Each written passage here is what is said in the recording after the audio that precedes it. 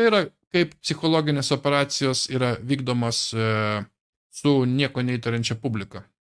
Mes pastebime, kad esminė logika dažniausiai sukelia nerimą ir baimę.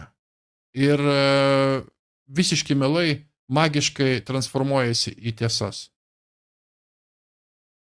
Paklusimas psichologinės operacijos taisyklėms įvyksta, kai žmonės tiki, kad jų baimės yra sušvelninamos jų taip vadinamų šeimininkų. Na, jie mus išgelbės. Čia mums duos vakcinų, čia mums pagydys, čia mums duos universalių bazinių pajamų, suprantat? Pastoviai. Paklusimas šitam hegeliniam naratyvui įvykti gali tik tada, kai žmonės tiki, kad istorija duodama jiems yra tiesa, nežiūrinti tai, kokia ta kabutėse tiesa galimai būtų beprotiška. Buvęs agurkėlio fabriko direktorius paaiškino tai nuostabiai. Mes žinome, kad mūsų dezinformacijos programa yra baigta tada, kada viskas, kuo tiki publika, yra melas. Tai pasakė CŽV direktorius Williamas J. Casey 1981 metais. Kada Laukinės gamtos fondas pasaulio buvo įkurtas, Čarlzas tebuvo paauglys ir galimai net nežinojo apie savo tėvuko ambicijų nenormalumą. Propagandos organizacijai reikėjo veido, kuris veiktų kaip sergėtojas, iki kol Transilvanijos princas bus pasiruošęs perimti valdžias. Tas žmogus buvo Morisas Frederikas Strongas. Kaip mes jau prezentavome, Morisas žinomas yra kaip aplinkosauginio judėjimo tėvas. 1960 metais Bernardas ir Filipas instaliavo jį į patarėjų valdybą pasaulio laukinės gamtos fonde. Jam buvo suteikta panaši pozicija Juliano Huxley UNESCO. Po nenormalaus turto sukaupimo iš naftos industrijos jisai praleido savo likusį gyvenimą bandydamas išjungti visus iškasenų kurus. Strongas buvo absoliutus veidmainis ir šūdų artistas. Tai padarė jį absoliučiai tinkamų pasaulio laukinės gamtos fondui, UNESCO ir žinoma kaip įkuriančio nario Klauso Švabo Reichsweb. Mylėjai, jūs dar iki šiol stebitės, kodėl šitiek šūdų artistų ir idiotų yra valdžioje sustatyta. Tiesioginio to žodžio prasme kvailių. Todėl, kad jie yra patogus. Galų gale Moriso klastotės, tai yra, klastojimo veikla, jį pasivijo ir jis buvo priverstas pabėgti iš vakarų. Kada jisai pabėgo, jisai rado prieglobstį Kinijos komunistų partijoje.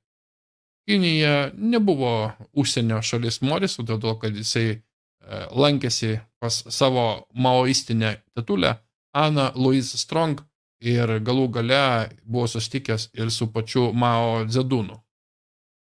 Iki kol jisai išvyko į Kiniją, Morisas Strongas turėjo perduoti taip vadinamą karūną aplinkosaugininkio judėjimo savo esamam įpėdiniui.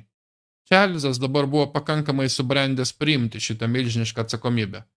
Todėl 1992 metų Žemės samite Rio buvo pažymėta nauja era ekofašizme. Su virš 30 metų propagandos ir psichologinių operacijų gyvendinamu iki jo atvykimo, Čarlzas buvo pasiruošęs pasukti pasaulį į Transilvanijos ekosferą. Čarlzas buvo dabar žinomas kaip laukinis Karpatas ir buvo laikas deindustrializuoti vakarus. Mėlėjai, užmušti patriarchatą, visą šitą karališką šeimą, visi šitie LGBT, visas šitas marazmas, visi vienaragiai simbolizme, tai yra nužudyti vyriškumą, nužudyti sargą, nužudyti sergėtoją. Tai yra jų, tai yra ateina iš jų. Transilvanijos princas, didžiojo perkrovimo karalius ir laukinis Karpatas. Čarlzas yra žmogus, kuris pakvietė didžiajam perkrovimui 2020 metų birželį. Kol žmonės buvo finansiškai žalojami ir buvo areštuojami dėl dvigubos kaukės nenešiojimo, Čarlzas švytėjo savo susijaudinime ir galimybę pasiūlytą globalios pandemijos. Klausas Švabas ir princas Čarlzas kodėlgi reikia didžiojo perkrovimo, pasiklausykite podcasto 20 metų birželio 4 diena. Šitie 2 tarakonai net švyti iš susijaudinimo. Jo didenybė princas iš Velso ir Klausas Švabas sausį Davose. Taigi šitas paveiksliukas pasako daugiau negu 1000 žodžių. Klausas ir Čarlzas nesilaikė socialinės distancijos 20 metų sausį ir jie atrodė ekstatiški dėl to, kas yra priešakyje. Per mėnesius nuo šio paveiksliuko akcijų rinka krito, verslai buvo atjungiami, seneliai mirė savo slaugos namuose, negebėdami susitikti su savo šeimomis prieš išeidami susitikti su Dievu. Tai yra akivaizdus paveikslėlis su susijaudinimo gerąją prasme, tokio linksmo susijaudinimo, excitement, tai yra džiugesiu. Ir vien jau tai turėtų kelti susirūpinimą visiems.